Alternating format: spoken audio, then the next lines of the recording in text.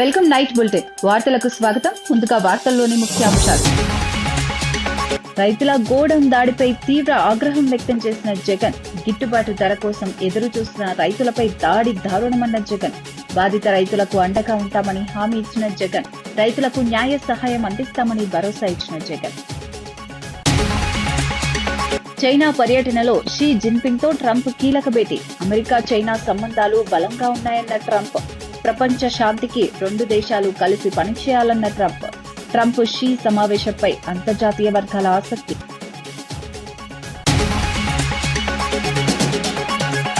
భగీరథ్ కేసులో రాజీ ఉండదన్న మంత్రి సీతక్క స్పష్టం. తప్పు చేసిన వారికి చట్టం ముందు శిక్ష తప్పదన్న సీతక్క. ప్రత్యేక మహిళా అధికారితో వేగంగా దర్యాప్తు కొనసాగింపు. మహిళల భద్రత విషయంలో రాజీ ఉండదన్న మంత్రి సీతక్క. ఫీడ్ వ్యాపారులు సిండికేట్ గా మారారన్న ప్రసాద్ రాజు. ధరల పెరుగుదలతో రైతులు తీవ్ర ఇబ్బందులు పడుతున్నారన్న నేత. రొయ్యల రైతుల సమస్యలపై ప్రభుత్వం స్పందించాలని డిమాండ్.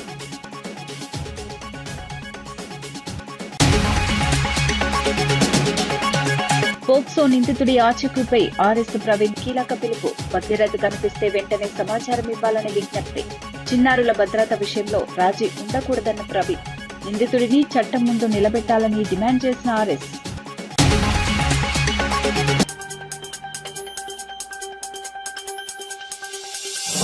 తాడేపల్లిలో వైఎస్ఆర్సీపీ అధినేత వైఎస్ జగన్ ను గుంటూరు జిల్లా మామిళ్లపల్లి రైతులు కలిశారు. మొక్కజొన్నకు గిట్టుబాటు ధరలు లేక పంటను గోడౌన్లో నిల్వ చేసుకుంటున్నామని, అయితే టీడీపీ కార్యకర్తలు దాడి చేసి తాళాలు పగలగొట్టారని రైతులు వివరించారు. ఈ ఘటనకు సంబంధించిన ఫోటోలు, వీడియోలను జగన్ కు పంపించారు. ఎమ్మెల్యే ప్రోద్బలంతో వందలాది మంది గ్రామంలో విధ్వంసం సృష్టించారని ఆరోపించారు. రైతులపై అట్రాసిటీ కేసులు నమోదు చేయడాన్ని జగన్ తీవ్రంగా తప్పుబట్టారు. గిట్టుబాటు ధర కోసం ఎదురు చూస్తున్న రైతులపై దాడి చేయడం దుర్మార్గమని అన్నారు.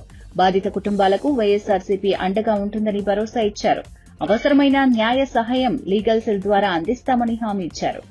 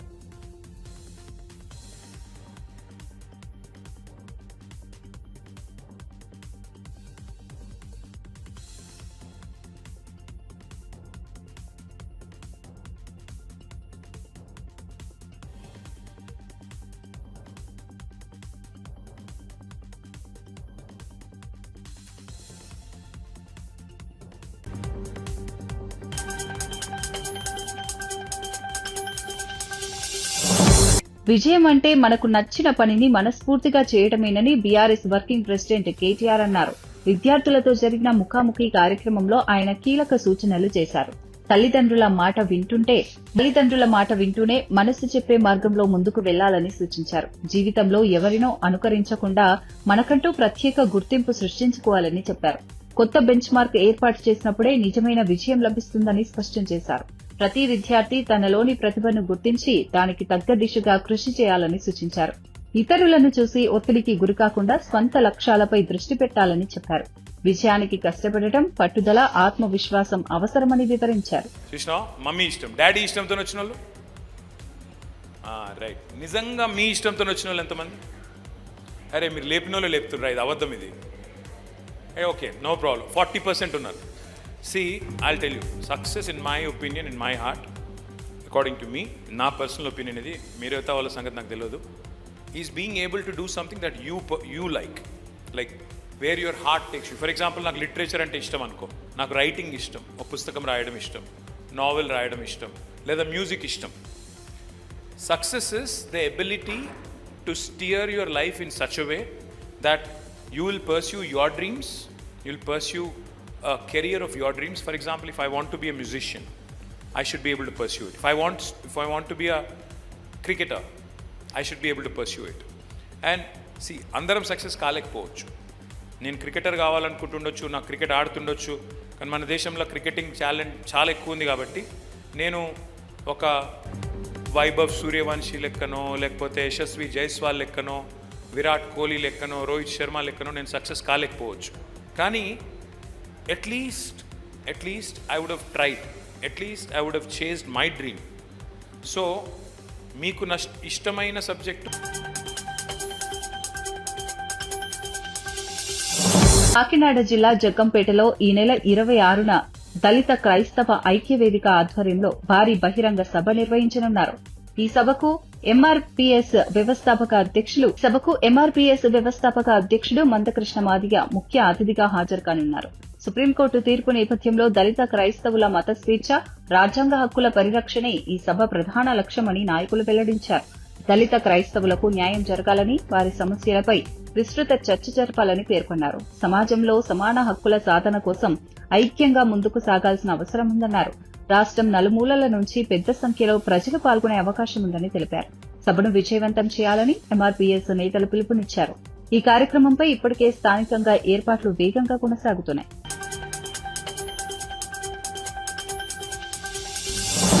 భగీరథ్ కేసులో ఎలాంటి రాజీ ఉండదని మంత్రి ధనసరి అనసూయ సీతక్క స్పష్టం చేశారు. ఈ వ్యవహారంలో తప్పు చేసిన వారు ఎంతటి వారైనా చట్టం ముందు శిక్ష తప్పదని హెచ్చరించారు.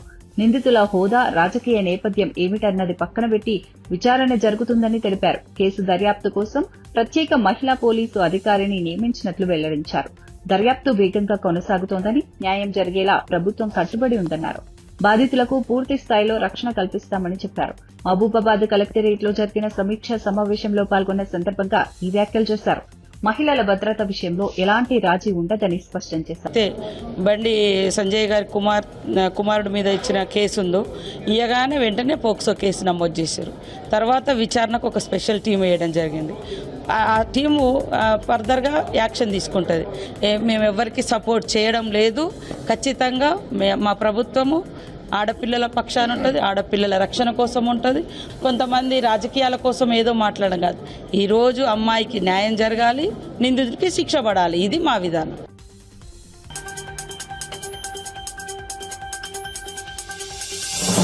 ఆదిలాబాద్ జిల్లాలో సంచలనం సృష్టించిన అనుమానాస్పద మృతి కేసును పోలీసులు ఛేదించారు. శాంతినగర్ కు చెందిన శివన్న హత్య వెనుక సంచలన విషయాలు వెలుగులోకి వచ్చాయి. శివన్న జేబులోని చిల్లర డబ్బు, బీడీలు తరచూ మాయమవుతున్నాయని అనుమానించినట్లు పోలీసులు తెలిపారు. ఈ విషయంలో స్నేహితుడు పోషెట్టిని ప్రశ్నించడంతో ఇద్దరి మధ్య వివాదం చోటు చేసుకున్నట్లు తెలిపారు.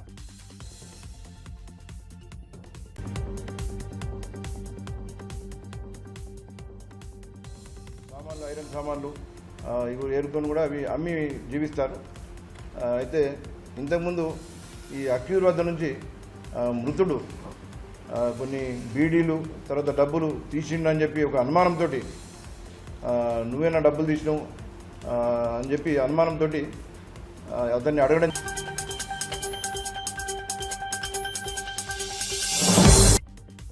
వైఎస్ఆర్సీపీ అఫీషియల్ ఇన్స్టాగ్రామ్ అకౌంట్ తొలగింపుపై ఆ పార్టీ లీగల్ సెల్ అధ్యక్షుడు మనోహర్ రెడ్డి తీవ్ర ఆరోపణలు చేశారు. చంద్రబాబు ప్రభుత్వాన్ని వ్యతిరేకించే వారిని తీవ్రవాదులుగా పరిగణిస్తున్నారని విమర్శించారు. పోలీసు వ్యవస్థ ద్వారా రిపోర్టులు పంపించి సోషల్ మీడియా ఖాతాలను లక్ష్యంగా చేసుకుంటున్నారని ఆరోపించారు.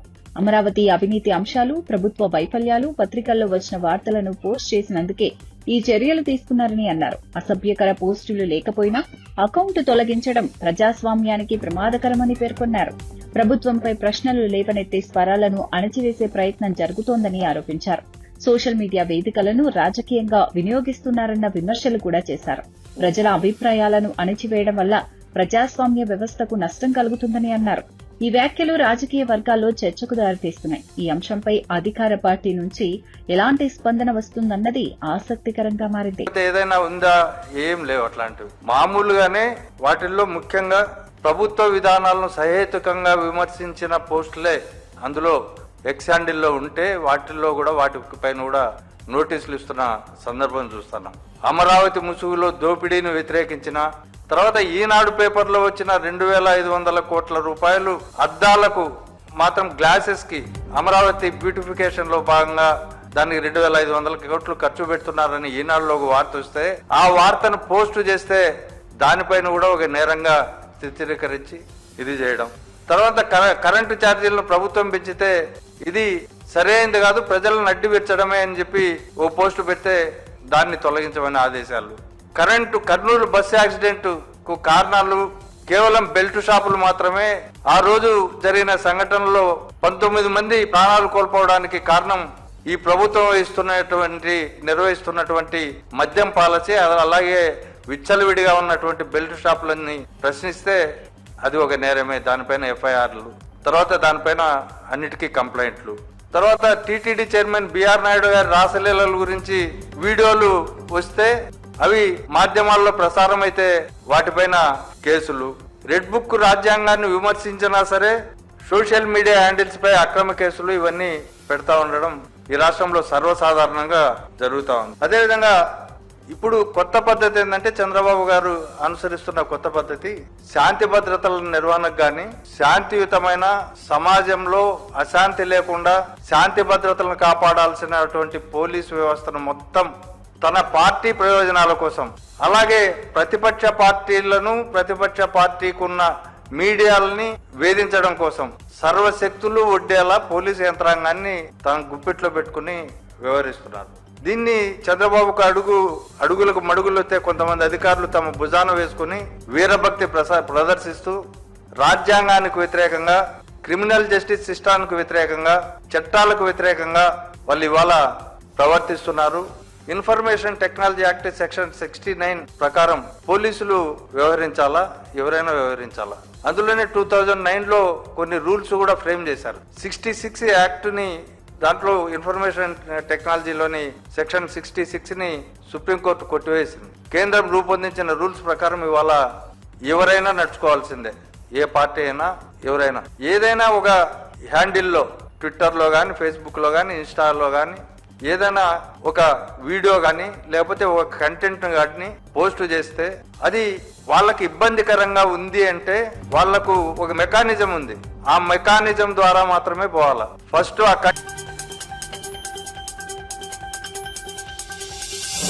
పోక్సో కేసులో నిందితుడిగా ఉన్న బండి సాయి భగీరథ ఆచూకీపై TRS general secretary RS Praveen Kumar కీలక విజ్ఞప్తి చేశారు. ఈ ఫోటోలో ఉన్న వ్యక్తి ఎక్కడైనా కనిపిస్తే వెంటనే 1098 కు సమాచారం ఇవ్వాలని కోరారు. ప్రస్తుతం అతను కనిపించడం లేదని చెప్పారు. చిన్నారుల భద్రత విషయంలో ఎలాంటి రాజీ ఉండకూడదని పేర్కొన్నారు. ప్రజలు అప్రమత్తంగా ఉండి అవసరమైన సమాచారాన్ని పోలీసులకు అందించాలని కోరారు. మీకు ఈ 3 రూపాల్లో ఈ వ్యక్తి అబ్బాయి కాదు, నాకు వయసు 26 సంవత్సరాలు, సారీ, ఈ వ్యక్తి కనిపిస్తే దయచేసి 1098 చైల్డ్ హెల్ప్ లైన్, ఈ ప్రెస్ కాన్ఫరెన్స్ నిజంగా చెప్పాలంటే సీతక్క గారు పెట్టాలి. ఈ రాష్ట్రంలో మహిళా శిశు సంక్షేమ శాఖ మంత్రి దనసరి అనసూయ అలియా సీతక్క గారు పెట్టాలి.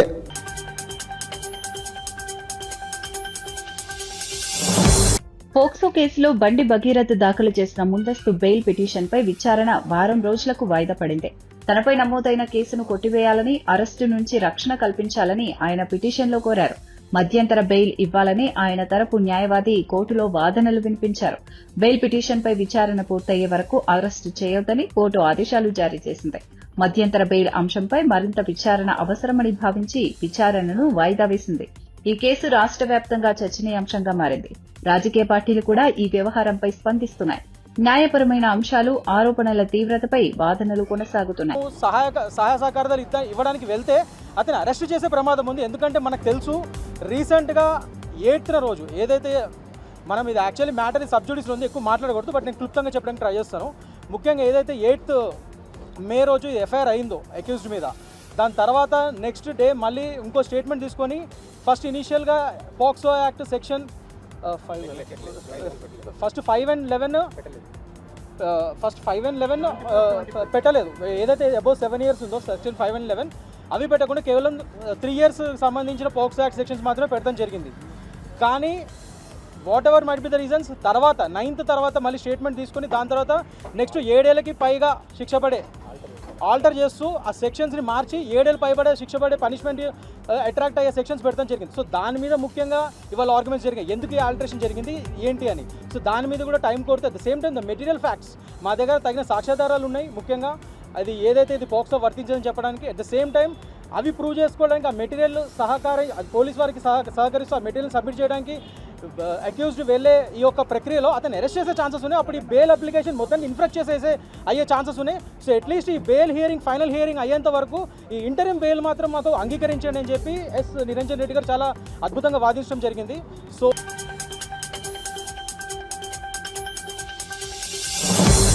హైదరాబాద్ పంజాగుట్టలో బీఆర్ఎస్ కార్యకర్తలు నిరసన కార్యక్రమం చేపట్టారు. మైనర్ బాలికపై అత్యాచారం ఆరోపణలు ఎదుర్కొంటున్న బండి భగీరథ్ ను వెంటనే అరెస్ట్ చేయాలని వారు డిమాండ్ చేశారు. కాంగ్రెస్ ప్రభుత్వం ఉద్దేశపూర్వకంగానే అరెస్టులో జాప్యం చేస్తోందని ఆరోపించారు. బీజేపీ కాంగ్రెస్ పార్టీల మధ్య లోపాయికారి ఒప్పందం ఉందని విమర్శలు గుప్పించారు. ఇప్పటిపై కఠిన చర్యలు తీసుకోవాలని కోరుతూ అంబేద్కర్ విగ్రహం వద్ద ఆందోళన నిర్వహించారు. చట్టం ముందు అందరూ సమానమే, అయితే ఈ కేసులో ఎందుకు ఆలస్యం జరుగుతోందని ప్రశ్నించారు. బాధితురాలికి న్యాయం జరగాలంటే వెంటనే చర్యలు తీసుకోవాలని డిమాండ్ చేశారు. కేసును రాజకీయంగా కాకుండా చట్టపరంగా చూడాలని అన్నారు. ఈ నిరసనలతో పంజాగుట్ట పరిసరాల్లో కొంత ఉద్రిక్త పరిస్థితులు నెలకొన్నాయి. ఈ వ్యవహారం తెలంగాణ రాజకీయాల్లో మరింత చర్చకు దారితీస్తోంది.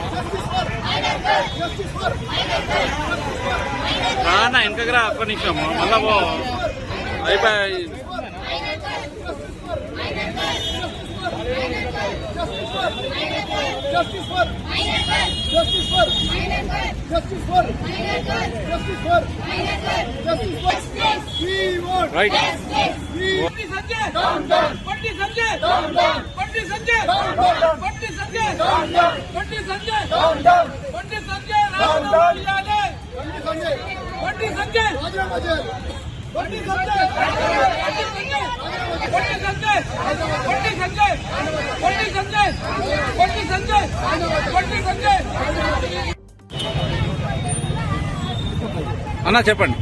కరీంనగర్ ఎంపీ కేంద్ర హోంశాఖ సహాయ మంత్రి బండి సంజయ్ గారు ఆయన సుపుత్రుల మీద దాదాపుగా వారం రోజుల క్రితం 8వ తారీఖున పోక్సో కేసు ఒక మైనర్ బాలికని ప్రలోభ పెట్టాలని కేసు చేయడం జరిగింది. ఈ రోజు వరకు కూడా పోలీసులు అరెస్ట్ చేయకపోవడం దురదృష్టకరం. నేను అడుగుతా ఉన్న బండి సంజయ్ గారిని, మీకో న్యాయమో సామాన్య ప్రజలకో న్యాయమా? అదే మీ కుటుంబ సభ్యులైతే ఈ విధంగానే ప్రవర్తిస్తారు. మీరు ఎందుకని మీ సుపుత్రులను దాపెడతా ఉన్నారు? ఎందుకు స్విచ్ ఆఫ్ చేస్తా ఉన్నారు? ఎందుకు పోలీసులకు మీరు అప్పచెప్పట్లేదు? ఒక మైనర్ బాలిక న్యాయం జరగాలంటే నేను డిమాండ్ చేస్తా ఉన్నాను, బండి సంజయ్ గారు మీరు రాజీనామా చేయండి, మీ సుపుత్రుని పోలీసులకు అప్పచెప్పండి, అప్పుడే ఈ ఒక మైనర్ బాలిక న్యాయం జరుగుతుంది. కాబట్టి ఇంకోటి, నేను ఈ రాష్ట్ర ముఖ్యమంత్రి హోంశాఖ మంత్రి అయినటువంటి మన రేవంత్ రెడ్డి గారిని అప్పీల్ చేస్తా ఉన్నాను. మీరు మీ బాధ్యత ఒక రాష్ట్ర ప్రజలు మీ బిడ్డలాగా భావించి ఒక మైనర్ బాలికలకు అన్యాయం జరిగినప్పుడు మీరు యాక్షన్ తీసుకోవాల్సింది పోయి ఈరోజు బండి సంజయ్ గారిని పుత్రుని తప్పిస్తా ఉన్నారు. కాబట్టి ఒకసారి మీరు ఆలోచించుకోవాల్సింది కోరుతా ఉన్నాం. గతంలో కూడా మా బీఆర్ఎస్ వర్కింగ్ ప్రెసిడెంట్ కేటీఆర్ గారు చెప్పడం జరిగింది, కాంగ్రెస్ బీజేపీ ఫెవికాల్ బంధం లాంటిది, టైం వచ్చినప్పుడు పెట్టబడుతుంది. ఈరోజు రేవంత్ రెడ్డి గారు బండి సంజయ్ గారు కలిసి ఈ యొక్క మైనర్ బాలిక పోక్సో కేసుని నీరు గారుస్తా ఉన్నారు. కాబట్టి ఈ యొక్క కేసుని న్యాయం జరగాలంటే బండి సంజయ్ గారు రాజీనామా చేసి వాళ్ళ సుపుత్రుని పోలీసులకు అప్పచెప్పినట్టయితే ఈ యొక్క కేసు మైనర్ బాలిక న్యాయం జరుగుతుందని చెప్తాను. ఇప్పటికీ 5 రోజులు జరిగిపోయినా ఇప్పుడు అరెస్ట్ రాజకీయ తెలియలేదు. అంటే ప్రభుత్వ వైఫల్యమా, పోలీసుల నిఘా వైఫల్యమా? ఇది కావాలనే వాళ్ళు తప్పిస్తా ఉన్నారు, ఎందుకంటే అరెస్ట్ చేయలేదు. ఇది ఇంకోటి, మన రాష్ట్ర ఇద్దరు మంత్రులు సీతక్క గీతక్క కొండా సూర్యకక్క, ఈ ఇద్దరు కూడా ఇప్పటివరకు కూడా ఒక మైనర్ బాలికకు ఈ పోక్సో కేసు చట్టం కింద కేసు బుక్ అయితే ఇప్పటివరకు స్పందించకపోవడం దురదృష్టకరం. అదే మీ కుటుంబ సభ్యులైతే మీరు ఈ విధంగానే ఉంటారా? ఒకసారి ఆలోచించాల్సింది.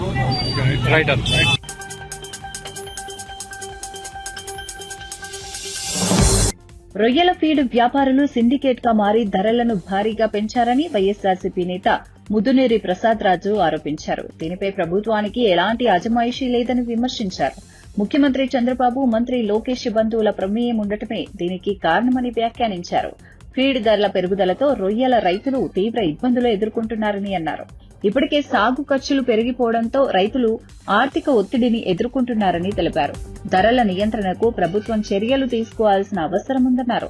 వ్యవసాయ అనుబంధ రంగాల సమస్యలను ప్రభుత్వం నిర్లక్ష్యం చేస్తోందని ఆరోపించారు.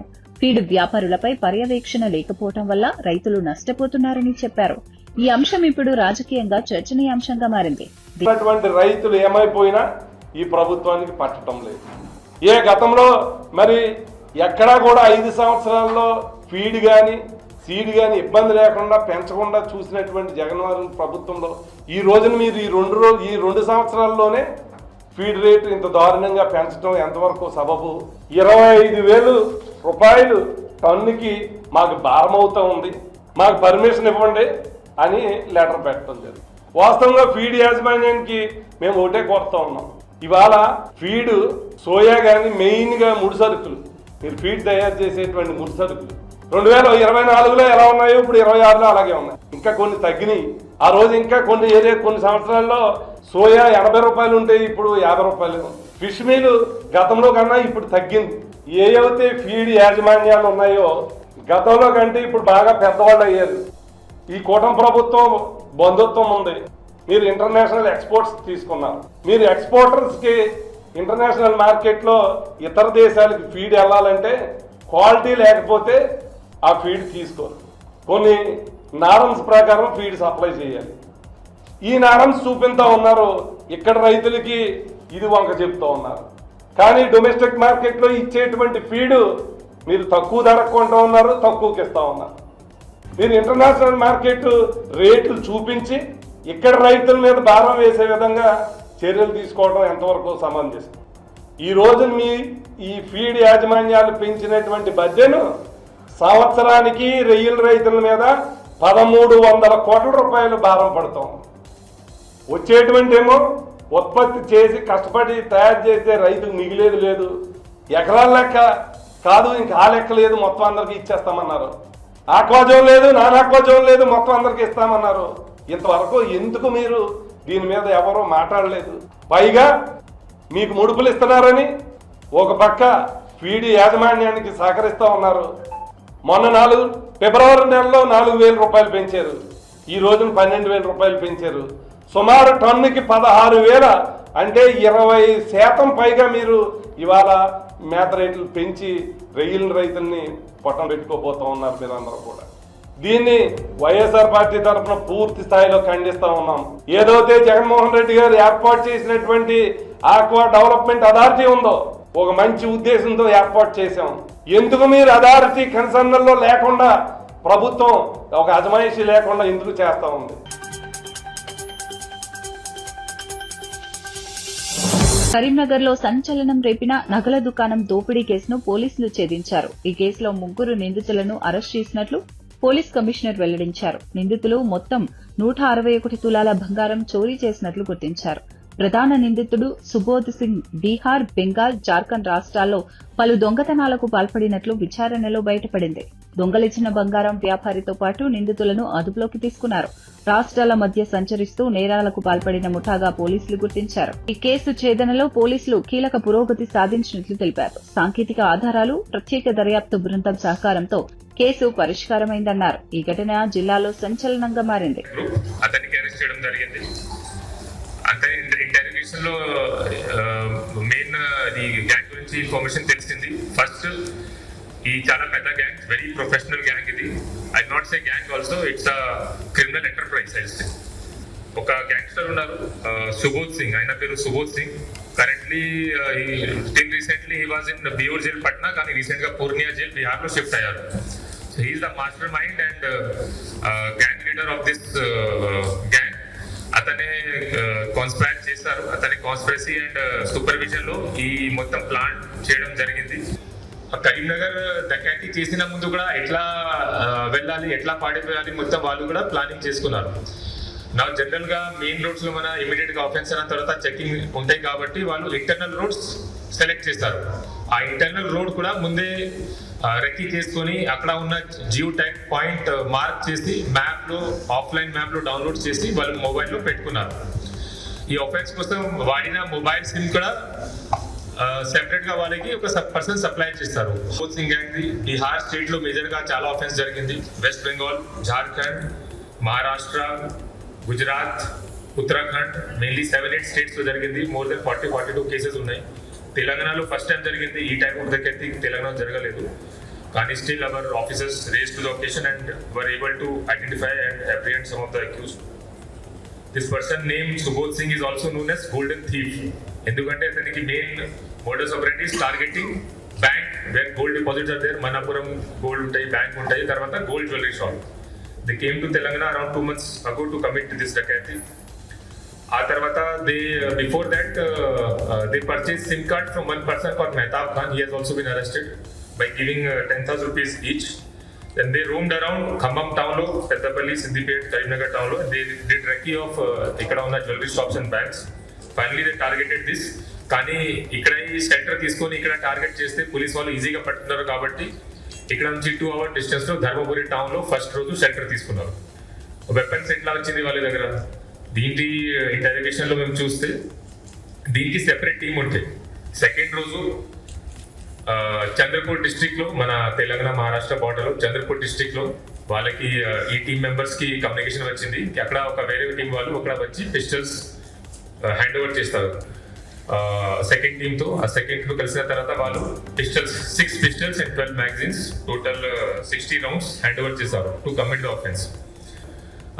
ఈ వెపన్ సెకండ్ రోజు ధర్మపురి లాడ్జ్ కి తీసుకెళ్ళొచ్చారు. మళ్ళీ third day morning early morning 6 o'clock అక్కడ నుంచి స్టార్ట్ అయ్యి ఇక్కడ కరీంనగర్కి వచ్చారు. ఆఫెన్స్ చేసుకొని సేమ్ రేట్ లో వెళ్ళిపోయారు. అక్కడ వెళ్ళిన తర్వాత ధర్మపురి దగ్గర వీరు 2 bikes వాడారు. ఒకటి పల్సర్ బైక్, ఒకటి white Apache bike. Pulsar bike లో 3 ఉన్నారు. అక్కడ బైక్ వదిలి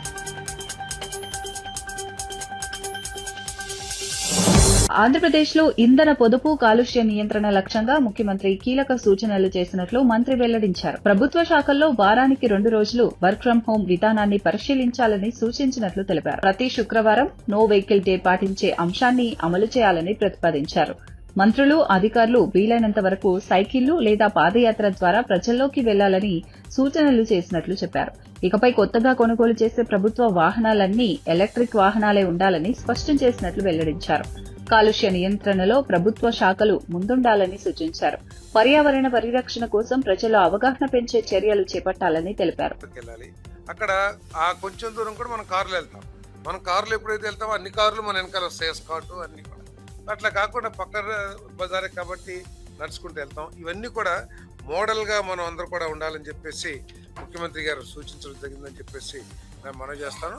ఒకరోజు నో వెహికల్ ఫ్రైడే అంటే ఆ రోజు అసలు వాహనాలు వినియోగించుకోకుండా ఈ కాన్వాయ్లు బస్సుల్లో కానీ లేకపోతే అసలు ఆ వాహనాలు తగ్గించుకుని ఒకవేళ మీటింగ్స్ ఏమైనా ఉంటే వర్చువల్ మీటింగ్స్ కండక్ట్ చేయటం ఇవన్నీ కూడా చెప్పడం జరిగిందని చెప్పేసి నేను మనవి చేస్తాను. అదేవిధంగా అధికారులు కూడా అవసరం వస్తే 2-3 ఆఫీసులు కలిసి, అదేవిధంగా మంత్రులు కానీ కలిసి అంటే షేరింగ్ లాగా వస్తే కూడా కొంత అంటే దీని మూలంగా ఎంత వస్తుంది అనేది కాదు, ఒక మోటివేషన్ టు ది పబ్లిక్.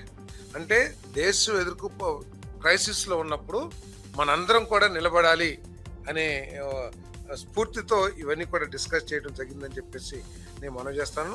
అదేవిధంగా వీక్లీ గవర్నమెంట్ డిపార్ట్మెంట్స్లో ప్రతి వారం కూడా ఎంత డీజిల్ వాడుతున్నామో, ఎంత ఖర్చు అవుతుంది, ఎన్ని కిలోమీటర్లు తిరిగే దాని మీద కొంచెం మానిటర్ పెట్టమని చెప్పి ఇంతకుముందు లేని కొంచెం చెక్స్ పెట్టమని చెప్పేసి చెప్పడం జరిగింది. ఒకవేళ కొత్త వెహికల్స్ ఏమైనా కొంటే అవన్నీ కూడా ఈవీ వెహికల్స్ కొంటే బాగుంటుందని కూడా సూచన చేశారు. ఈవీ వెహికల్స్ కొనడానికి ప్రయత్నం చేయమని చెప్పేసి కూడా చెప్పడం జరిగిందని చెప్పేసి మనం చేస్తాను. మరి ఇది INPR శాఖ ద్వారా ఈ ఏదైతే చర్యలు ఉన్నాయో పబ్లిక్ని మోటివేట్ చేసే విధంగా సోషల్ మీడియా ద్వారా లేకపోతే పత్రికా ప్రకటన ద్వారా, టీవీ ప్రచారం ద్వారా వీటన్నిటిని కూడా ప్రజలకి చేరవేయమని చెప్పేసి కూడా చెప్పడం జరిగిందని చెప్పేసి నేను మనవి చేస్తాను. మరి step for the nation awareness campaign promoting walking and cycling. ఇలా చెప్పేది కొంతమంది ముఖ్యమంత్రి గారు అవసరం వస్తే అందరం సైకిల్ మీద కూడా వద్దాం సెక్రటరియట్కి అంటే ఒక మోటివేషనల్గా